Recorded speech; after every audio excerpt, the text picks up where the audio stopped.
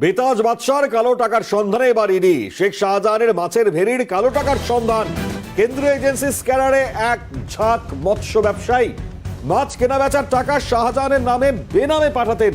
অভিযোগ, মৎস্য ব্যবসায়ীরা পাঠানো টাকায় চলতো ব্যবসা, পাশাপাশি ভেড়ির কালো টাকা চলে যেত ওই সমস্ত ব্যবসায়ী সহ শেখ শাহজাহান ঘনিষ্ঠদের ব্যাংক অ্যাকাউন্টে। এরকম 200 অ্যাকাউন্টের হদিশ পেয়েছে কেন্দ্রীয় এজেন্সি। ফলত বুঝতেই পারছেন, আজ সকালেও দাবাং মুড আমরা দেখতে পেয়েছি এবং ইডি তার তদন্তের গতি বৃদ্ধি করেছে। বেতাজ বাদশাহ শেখ শাহজাহান আর সেই শেখ শাহজাহানের মাছের ভেড়ির কালো টাকার সন্ধানে তদন্ত এই মুহূর্তে চলছে। যেমনটা জানাচ্ছিলাম, কেন্দ্রীয় এজেন্সি স্ক্যানারে এক ঝাঁক মৎস্য ব্যবসায়ী যাদের নাম সামনে এসছে এবং সেখানে একের পর এক সেই নাম সামনে আসবার পর তাদের অ্যাকাউন্টগুলো খতিয়ে দেখা হচ্ছে। শেখ শাহজাহানের যে মাছের ভেড়ির তার কালো টাকার যে ব্যবসা, যেভাবে তিনি টাকা কালোবাজারি করেছেন এবং যে জায়গা থেকে দাঁড়িয়ে বারবার যে অভিযোগগুলো সামনে এসছে, সেখানে প্রায় 200-রও বেশি ব্যাংক অ্যাকাউন্ট রয়েছে যেগুলো এই মুহূর্তে তদন্তকারীদের নজরে।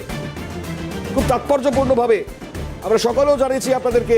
আরো বিস্তারিত এই মুহূর্তে জানাবার চেষ্টা করবো। আমাদের সঙ্গে আমাদের chief reporter Satyajit Mukhopadhyay telephone লাইনে রয়েছেন। সত্যজিৎ, আরো তাৎপর্যপূর্ণ এবার কেন্দ্রীয় এজেন্সি স্ক্যানারে এক ঝাঁক মৎস্য ব্যবসায়ী, কি খবর পাচ্ছ? একদমই তাই। যে তথ্য তুমি দর্শকদের জানাচ্ছ এই মুহূর্তে, যে রাজ্য জুড়ে এক ঝাঁক মৎস্য ব্যবসায়ী যারা বিদেশে বিভিন্ন সময়ে মাছ রপ্তানি করেন, বিশেষ করে চিংড়ি মাছ, তারা এই মুহূর্তে এনফোর্সমেন্ট ডিরেক্টরেটের তালিকায় রয়েছেন। তুমি দেখেছো যে সকাল থেকেই মধ্য হাওড়া থেকে শুরু করে দক্ষিণ কলকাতা এবং কলকাতার উত্তর প্রান্ত সমস্ত অংশে অন্তত 6 জায়গায় এনফোর্সমেন্ট ডিরেক্টরেটের তল্লাশি অভিযান চলেছে এবং পার্থ প্রতিম সেনগুপ্ত, অরূপ সোম সহ অরুণ সেনগুপ্ত বিভিন্ন ব্যবসায়ীর নাম উঠে এসছে।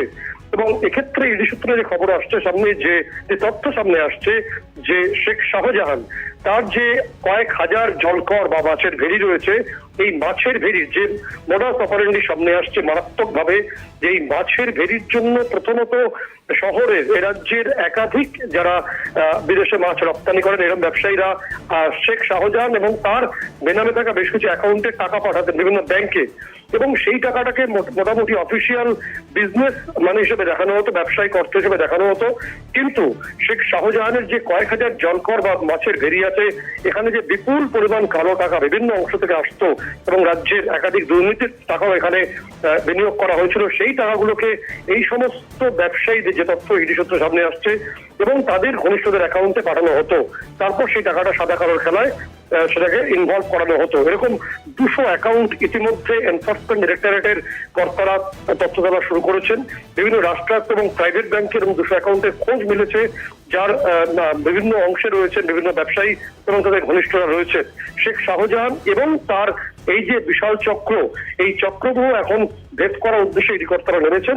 দ্রুত এই ছবি আরো বড় আকারে সামনে আসতে পারে বলে বলে। ধন্যবাদ সত্যজিৎ।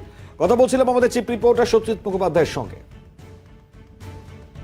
অত্যন্ত তাৎপর্যপূর্ণ, যেমনটা ছবিও আপনারা দেখতে পাচ্ছেন। দেখুন, বিরাটির একজন অন্যতম ব্যবসায়ী যার বাড়িতে, যার নাম অরূপ সেনগুপ্ত, আজকে মাফ করবেন অরুণ সেনগুপ্ত, যার বাড়িতে আজকে ইডি তল্লাশি অভিযান চালিয়েছেন। এবং একদিকে দাঁড়িয়ে যখন এই নাম সামনে আসছে, তখন হাওড়াতেও পার্থ প্রতিম, যার বাড়িতে আজকে অভিযান চালায় তদন্তকারীরা।